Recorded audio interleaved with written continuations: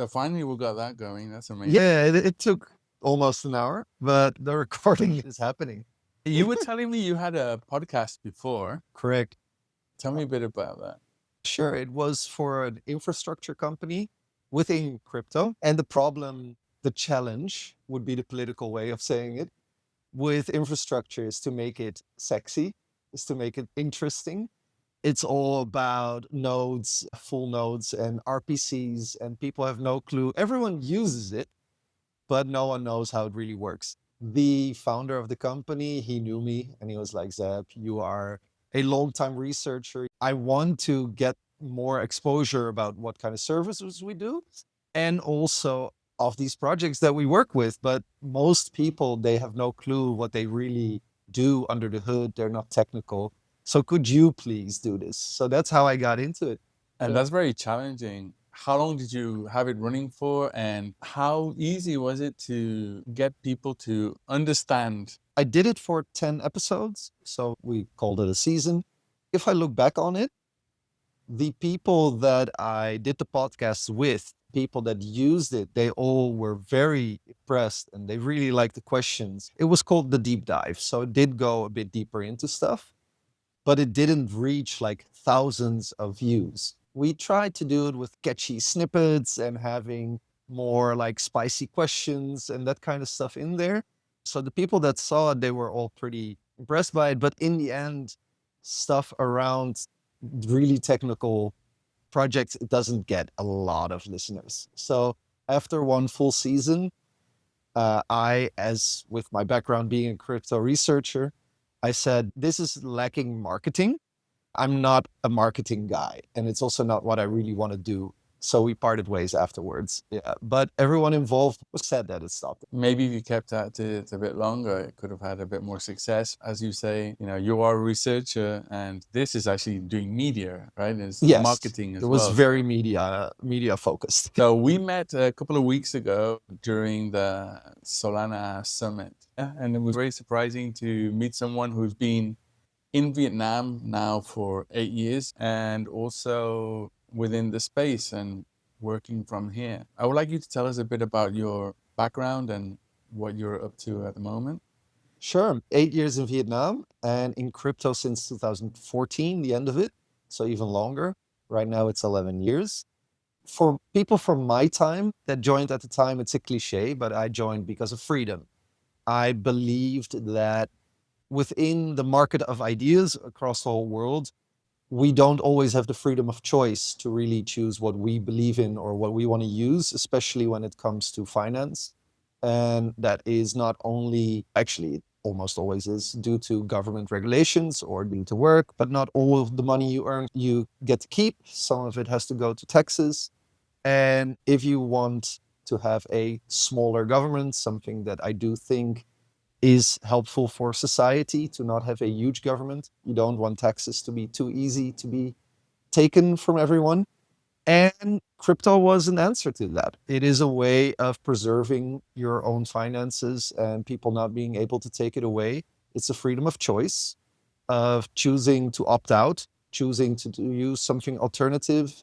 I used to be more political in my earlier 20s, but I believe that it is better to build something new than try to fight the old. And then blockchain came across my path.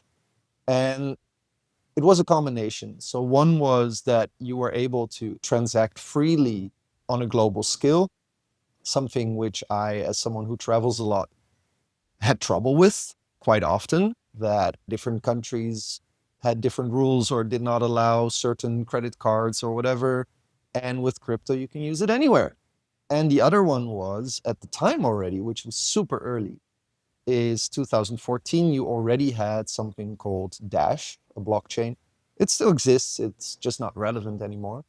And they had what is called, and now people know it very well, but at the time it was very experimental. They had a DAO. And that to me was the other part of creating a completely permissionless, free platform, free to join, to choose to participate, to have governance together. And that was fascinating for me. So that's how I got into it all. way back in 2014. Those two promises of freedom of choice. So at the moment, I'm looking for a new challenge. I have been in crypto working for 9 years, almost 10 years, mainly as a crypto researcher. And what I want to do now is see how I'm going to tackle the next 10 years. And I think the skills that I've acquired over these 10 years allow me to be quite good at being a mentor for new founders, which is something I've been doing also for last years through incubators and accelerators. And I want to do that way more. And specifically in the region that I'm living in, there are a lot of things where local projects run into where I can help them get to that global level, that global standard of quality. But the last 9 years, I was the head of research at Cyber Capital, the oldest crypto fund of Europe, and I was the first hire. And Cyber Capital is known for its fundamental research. So that is really what I also have helped shape there and what I've done, which spans a lot of different disciplines within crypto. It means like tokenomics, obviously, governance, but also more technical things.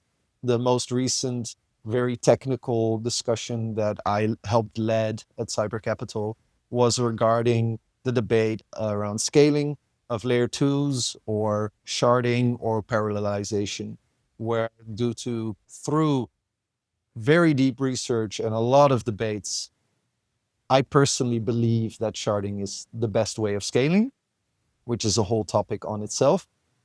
You want to go into sharding? Sure. Sharding is not as known as it used to be. I think some people might remember it as it was at some point called Ethereum 2.0, where Ethereum was going to become a sharded blockchain. That obviously changed. Now we have hundreds of layer twos instead of hundreds of shards. Some other people might know sharding in a way that I don't believe is truly sharding. The Polkadot people and sometimes also Avalanche, they call their subnets or their subchains shards. I do not see that as true sharding. The way I see sharding is where you have a one layer one chain, which divides the workload among different shards and thereby is able to scale. The Ethereum people said it was too complicated, and that's why they pivoted to layer twos. Sharding is not theoretical anymore. You have Near, you have Multiverse X, which used to be called EGLD, and you have maybe one or two more that are really live, which shows that it's capable of scaling. Which, I mean, EGLD has 70,000 TPS. That's way higher than any other chain right now. They don't have the usage, so of course it's a bit of an unfair comparison. We have to see if it would actually stand up with that TPS under strain, under usage. But it's live. You can test it out. And with parallelization so far, which it seems to have won the scaling wars, as you can see with Solana and Sui and Aptos, they are more towards the 10,000 TPS. And now they are still creating new upgrades, but sharding does seem to scale way higher, which also makes sense. For anyone that doesn't know what TPS is, maybe you can explain. Sure, we can definitely go a lot slower. TPS is transaction per second. So this is something that for my whole time in crypto has been used as a benchmark against the legacy finance system. I believe they say that Visa can do 30 or 40,000 transactions per second. And recently I heard someone say, quote, the number that the full TradFi ecosystem of the world at the moment has around 200,000 TPS. So if you are able to go towards 70 or 100,000, you're already able to service half of the world. That's quite good. If we are able to get to that point, crypto can really scale to the masses and can take over. In that sense, I am into these kind of numbers of knowing how much something can scale, but the devil is in the details. So it depends what kind of transaction.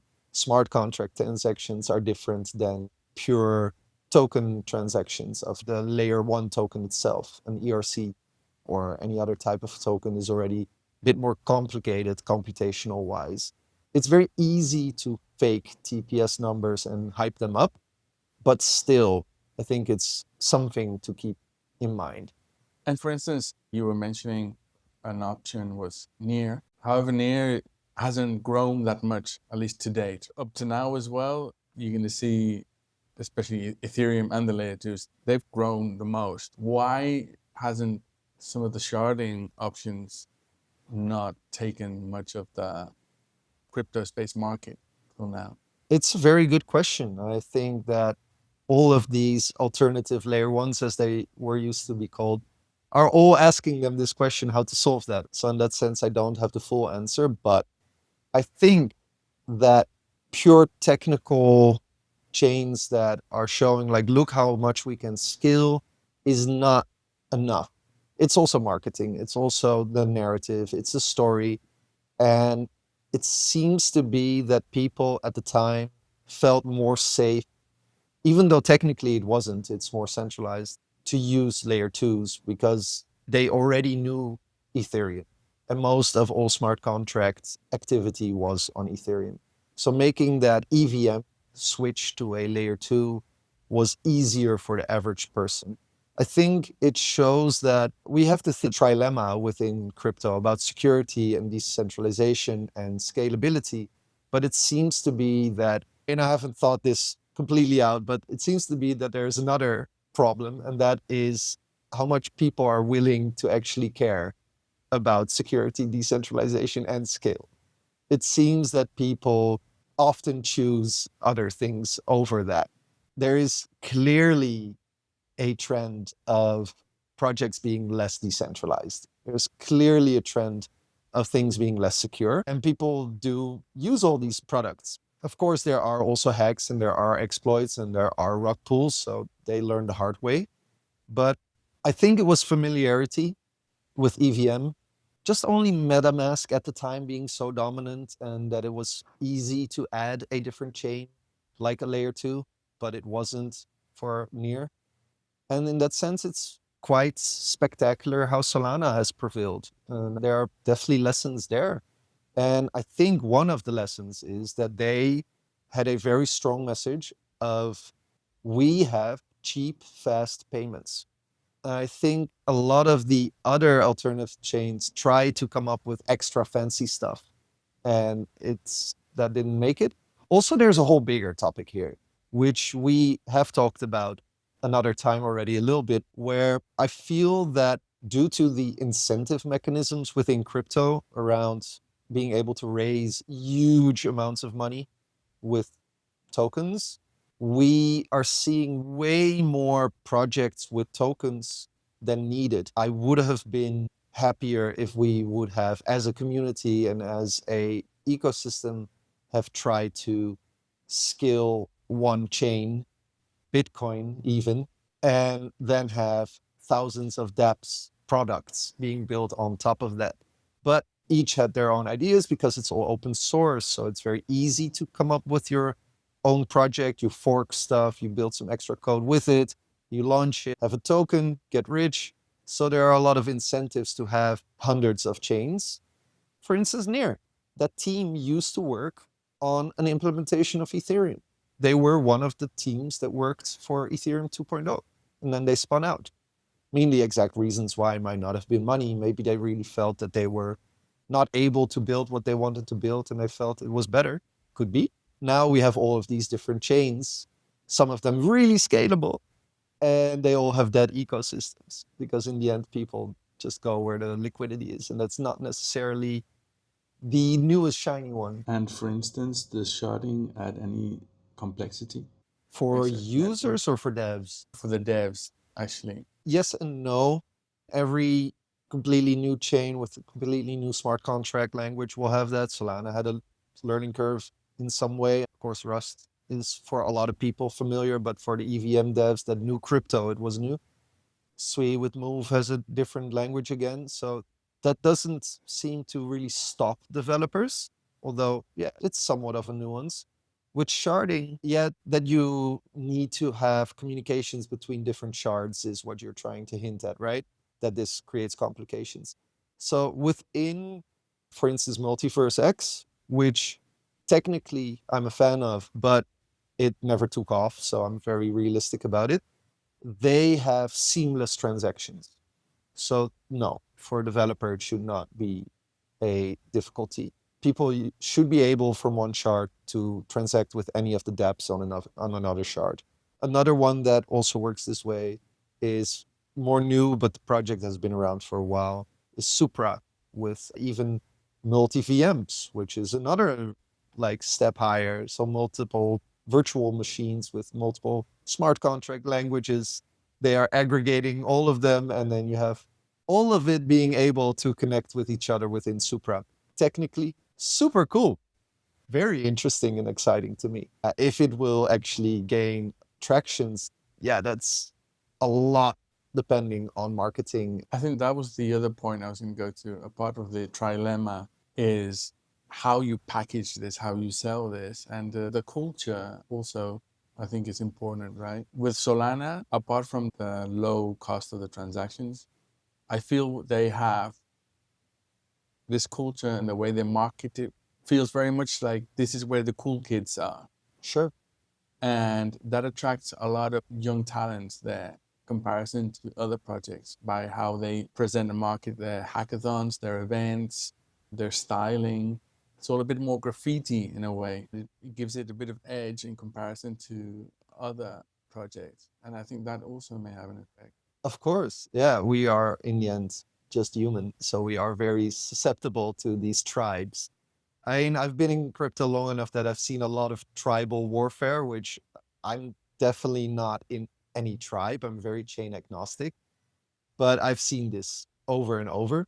I think at this point you could even say that Ethereum are the soy boys and Solana are the Chads. I guess Solana won the culture war, depending on how you look at it, of course. I guess the Ethereum soy boys are proud of their being soy boy. I will say that yes, you can do this, but I do feel as a fundamental researcher, it is all very shallow. It's all just marketing. Of course. Also, when I hear this is a word that's used way too much in the last year, vibe. I'm here for the vibes. The vibes are important when it comes to traction, but it's for someone with a very long term view, those things are very fleeting. It's hard to really build a fundamental case based on what kind of memes are being shared in a group. Although, yeah, I would say I am more bullish on the chat Solana ecosystem than the Soyboy Ethereum ecosystem, but it's connected, right? If you are able and daring to keep push forward for new cool stuff, more cool stuff will happen. And Ethereum has grinded to a halt because they are being too scared to change things. So I guess it's connected in some way. What's the difference really between crypto itself and Web3? I guess what you could say is that Web3 needs crypto. These terms have also come and go. When I came into crypto, it was all blockchain, and then it became all crypto, and now it's all Web3. I find some usage in the term Web3, like the explanation for people that don't know where it comes from. So back in early times of internet, you had Web 1, where you could go on the internet and just see a website. And perhaps you could interact by buying something from it, but that was about it. Then Web 2, you started being the person that started creating the content and selling the things online. So that's like Facebook, but also eBay and that kind of stuff. And now Web 3, the promise is that you don't only use platforms to buy and sell or create content, but you own the platforms. And I think one of the reasons tokens in general ever were created was to personify on-chain stocks. So owning part of the platform is in line with that. Right now, when some people talk about crypto or other people talk about Web3, I think the main differentiation is what kind of narrative they're trying to tell people. Perhaps for certain people, crypto sounds scarier and maybe more complicated. Cryptography sounds very technical, and Web3 sounds more flashy. Other than that, there's not a lot of difference, I would say. Do you disagree there? No, I don't. I think people are a bit more scared of the word crypto. It's got a bit of a negative connotation. How much do we need a Web3 service or a DAO to run something that's meant to be providing an everyday solution to somebody who doesn't really care about the underlying technology and they want something easy to use? Yeah, you're saying a lot of things there already. It really depends on the person and the use case. A lot of things do not need crypto. Some things, which in my opinion are super important, do need crypto.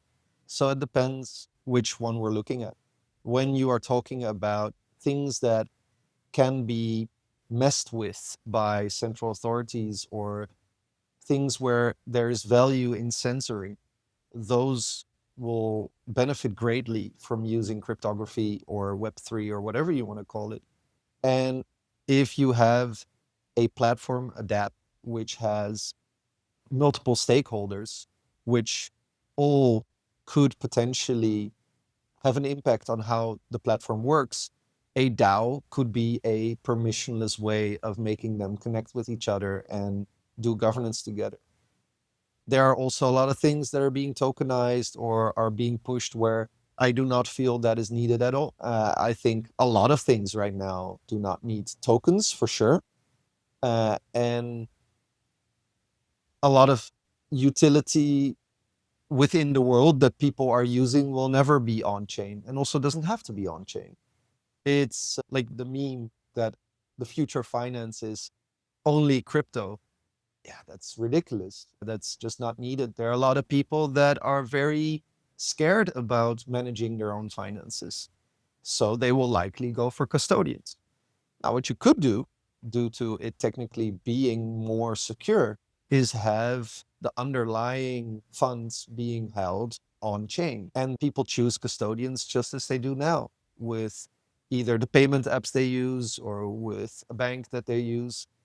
I mean, that will still exist. That's an interesting point. Maybe people don't have a need for being responsible towards their own tokens or currency.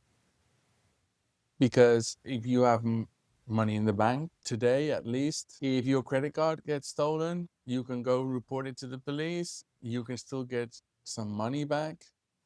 You have a customer service if something goes wrong. And yeah, I don't see that many people already. Definitely not paper. Don't do that. Yeah. No, I see where you're going. I completely agree. So I have a couple of things there. I think number one is the world is having a problem where everyone is involved, and that is that fiat money is going only downhill. So your savings are in trouble. So people are also normal people, unless you really live paycheck to paycheck and you don't have anything as savings. People have to think about what they do to make sure that their value isn't being evaporated away by governments. You can solve that in a lot of ways. You can buy things like property, you can buy gold, you can invest in stocks, you can invest in certain long-term projects in crypto. And what I would suggest and what I personally do, and what I think is the future, also with crypto becoming mainstream, is that people hedge. So have their eggs in different baskets. I do this too. I have some money in a bank here in Vietnam. I have some money in a bank somewhere else. I have some money in crypto. I have some investments in other things. All of these will have their own risk profiles. And that is something you have to take into account. Like, do you really need your coffee money to be strongly secured by the most secure blockchain ever? No, probably not. It's not really needed. It's the same reason why for a very long time we had a wallet and you just had some money there and not everything in the bank, because you're okay with that money potentially being lost. So I think also with crypto going mainstream, people should use different things and hedge, always hedge, because that is the way to not get wrecked, to lose everything. And also, I think that over time, due to the financial systems not doing very well when it comes to fiat money, more and more institutions and people will use crypto to store some of their money there in some way or form. And the way to access it will become more easy and easy for people to use. So it could be that people might use whatever app they're using. Like here, Grab is very big. Grab is you can use it for taxis, you can use it for food, you can use it for a bunch of things. At a certain point, I can imagine that Grab it already has a wallet in there. They might at a certain point allow for stablecoins or something else, maybe for also non-stablecoin crypto. And then people probably would have a hardware wallet or some secure custodian for their savings, but they used to spend in a wallet of Grab, which is not decentralized at all. And they don't have to care about that, but they still have the easy utility while their real savings are saved somewhere else. I think that's totally fine. And that is where we'll probably grow towards. What do you see for the coming years in crypto? Especially with AI narratives, and we see a very big growth in stable coins, right? With stables, in a way, it's like killing the real initial concept of using an alternative. You could look at it as a Trojan horse where governments are comfortable with the idea of dollars, but in the meantime, you are letting create regulation that allows for crypto later on. I mean, if the dollar completely loses value, people will not use it. So I'm not too worried about stable coins are becoming the main thing. It's not exciting to me, but I'm not too worried about that it's taking the main stage. I am worried about the dollar losing value. In the end, I don't care about my bags. That's worse for the whole world if fiat only continues downwards. But stable coins are easy to understand. And at a certain point, people will understand other stuff as well, and they will use their savings somewhere else, and then they will just use that. So I'm not too worried about that one. I lost my train of thought. I was going to say something else there as well. I think we were talking about the future of. Yeah. Where do I see it grow towards? Yes, and with AI, etc. Yeah, a large question with a lot of things to say. I know what I was going to say about stablecoins, which is super funny. I saw the other day that now Circle, which had its IPO, Circle's famous for the USDC stable, the Circle stock is now in a higher market cap than all of USDC, which is really funny to me because Circle, if you really look how much money they make on every dollar of USDC, what they in the end make of revenue, which this stock in the end would provide dividends on, it's like half a cent with regards to the future. With AI, very hyped up thing. I think AI outside of crypto is obviously super exciting and very interesting, and we all use it. And yeah, I can be the 1,000th person that says how important this is. But when it comes to crypto, when it comes to Web3 or crypto, I see a potential for AI being used by AI agents due to it being easier for an AI agent to open a wallet than opening a bank account. And therefore, I could see it happen that AI agents use crypto as the way of paying for things and creating services and becoming financial agents for people. I could see that happen. Does this mean that AI agent projects need tokens? No. This is just something that can happen on chain without needing tokens. People can pay for these AI agents with stablecoins or with Solana or with Ethereum. It doesn't really matter. I don't think you need extra tokens for this. I don't see why AI agents would need a DAO. Even then, you don't really need a special token for that either. But the AI agent thing on chain, I can see that happen. I can also see taking out a lot of friction with the user experience if you don't need to launch a wallet to connect to a service. And I find those Sure. experiences a bit Clunky. yes, exactly. That's the right word. Sure, yeah. We're getting to a point where you're telling an AI, go do this and this for me. If you can say, do this and this, and financially, and you don't even need to know that it's crypto, but in the end, you get money back on wherever you want it to be. One of the things that is a narrative right now is payments, which again does not excite me because that was the whole thing forever. This is not new at all, but whatever. Payments are now exciting in crypto, apparently. But what is cool about it, of course, is that yes, if we do have, which I don't think we need, but if you have 1,000 projects solving PayFi, probably one or two are actually going to solve it. And that would mean that also, if you would tell some AI agent to go do something, it would in the end be easier for that AI agent to send whatever money it made, maybe with crypto, in the end to a bank account of someone. So then someone would be able to use AI and never touch crypto themselves, but still reap the benefits of it using all of that under the hood. So that would be interesting. I hope that indeed that solves the clunkiness a little bit. We're not there though, but yeah. I'm not an AI technical researcher, but I have looked a lot into these things. So yeah, take it for what you will, but I do not think we need AI blockchains. That makes no sense to me at all. I also don't think that we need decentralized AI. That is something that a lot of people are very interested in and think that it's going to solve everything. I do not think so.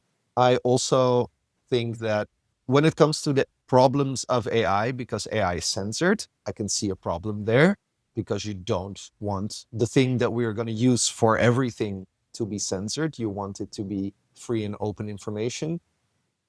I can see the power of open source AI, but that doesn't mean that it has to be decentralized. Those are two different things.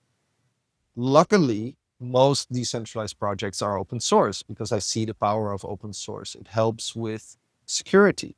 It helps with knowing really what is happening with whatever you're doing on the blockchain. You can check it. So with AI, that is also great that there are open source AI such as Venice and also Meta, that they are open sourcing their AI. That is super cool. That is something to be like, I have a lot of bad things to say about Meta, but that is very cool. I'm very happy that they do that. The decentralization part, I do not see how that really is needed for AI. The other day we talked also about infrastructure, and you had a few things to say. Yeah. I believe your question was what projects within DePIN excite you? And I was quiet for a second and I was like, I think I have zero. Yeah. So at Cyber, we looked at a certain point with the researchers at the top 100 DePIN projects, and we looked through all of them. And there was not a single one where we felt that on a fundamental level you needed decentralization. Of course, DePIN is very broadly used as a term. So it might be that whatever your personal favorite DePIN project is might not have been on our list at the time. I don't think this is really the future. No, DePIN, I have not heard real good arguments why we need to decentralize infrastructure. We were mentioning the other day this decentralized telco. Of course, the famous one. So if you look at decentralized telcos, I do not believe mesh networks are better than what we have. I do not believe it's a problem. I don't think you were talking about the average person and utility. I do not think there's anyone in the world that is like, oh, I wish I could have had a different telephone provider. We all don't like our telephone providers necessarily. It's not something we have very strong bonds with. South Park has a great episode about how they can sometimes rip you off and that you just have to deal with it. But a mesh network doesn't solve that. And it's just ridiculous to me. Also, when you look into it, each of the bigger projects within decentralized telephone companies, it's different, of course, telcos, all of them are only running based on their token emissions. And if you would take that away, a lot of them make like less than $100 of actual usage of fees a day. Everyone is only running these devices because they're getting some token which has huge inflation and they sell it off. And all of these charts look the same. You have some hype when it starts and it just goes. Another one, which in Solana, which is an ecosystem I have a lot of respect for. This project that I'm going to name right now, started by someone in Solana I have a lot of respect for. I believe it's called Double Zero by Austin Ferreira, who used to be of the Solana Foundation. And they are now going to literally decentralize the internet because they say that the cables are not being used effectively, and through decentralization that can be done more effectively. If you look into what it really means, they are now just another player in the market that needs to talk with all the private cable companies and get them to connect with them. It's just another BD thing. We have a overarching standard and everything is able to connect with this, and now we have efficiency. No, they're just another company now that is going to use a bunch of these lines if they do the right BD. I don't see this going to change much soon or ever. Sadly, it would be cool if if it would be really solving a lot of more problems than I think it solves. But no, maybe that's good to finish this one on. I think decentralization is a means to an end. I am not a decentralization maxi. I am a uncensorability maxi, and only for things where you need it, where you need uncensorability and where you don't want certain parties to be able to mess with what you want to do. And it started with uncensorable money, and now it's, in my opinion, uncensorable data, because money online is just data as well. And we have a lot of things with data that you probably do not want to be intercepted or censored. Literal infrastructure does not fall under that. I like this as a closure to this podcast. Sure. Yeah. It's something that I reiterate often in the last 11 years. Yeah. The uncensorability is what we are here for, and you don't need that everywhere, but it is super important and it is needed in certain things. I would like to rant there a little bit, where I want to say that I think a lot of things right now are fluff and hype and unnecessary, but crypto is growing, and real use cases that are very cool and global and needed, like money, like being able to take out a loan without needing anyone's permission, as long as you just follow the smart contract rules. That is super cool. DeFi, in that sense, is a revolution.